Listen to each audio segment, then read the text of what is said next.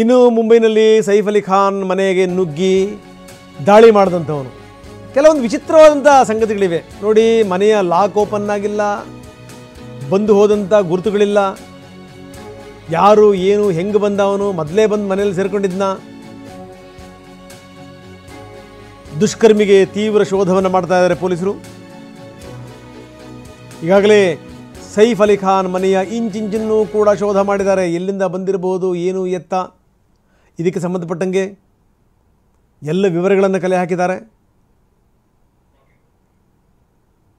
ಅವನ ಮುಖಚರ್ಯವನ್ನು ಹಿಡ್ಕೊಂಡು ಎಲ್ಲಿಂದ ಬಂದಿರಬಹುದು, ಏನು ಎತ್ತ, ಈ ಮನೆಯ ಕೆಲಸದ ಆಕೆಯ ಮೇಲೆ ಎಲ್ಲೋ ಒಂದು ಕಡೆ ಅನುಮಾನ ಇದೆಯಂತೆ. ಯಾಕಂದರೆ ಬಂದಿದ್ದು ಗೊತ್ತಾಗಿಲ್ಲ, ಹೋಗಿದ್ದು ಗೊತ್ತಾಗಿಲ್ಲ. ಹೇಗೆ ಬಂದಿರ್ಬೋದು, ಹೇಗೆ ಅವನು ಹೋಗಿರ್ಬೋದು ಅಂತ. ಯಾಕಂದರೆ ಮನೆ ಬಾಗಿಲು ಮುರಿದಿಲ್ಲ, ಬಲವಂತವಾಗಿ ಒಳಗಡೆ ಬಂದಿಲ್ಲ. ಒಳಗಡೆ ಇದ್ದಂಥವನು ಏಕಾಏಕಿ ಈ ರೀತಿ ದಾಳಿ ಮಾಡಿದ್ದು, ಇರಿದಿದ್ದು ಹೇಗಾಯಿತು? ಪೊಲೀಸರು ಇದ್ರ ಬಗ್ಗೆ ತಲೆ ಕೆಡಿಸ್ಕೊಂಡಿದ್ದಾರೆ.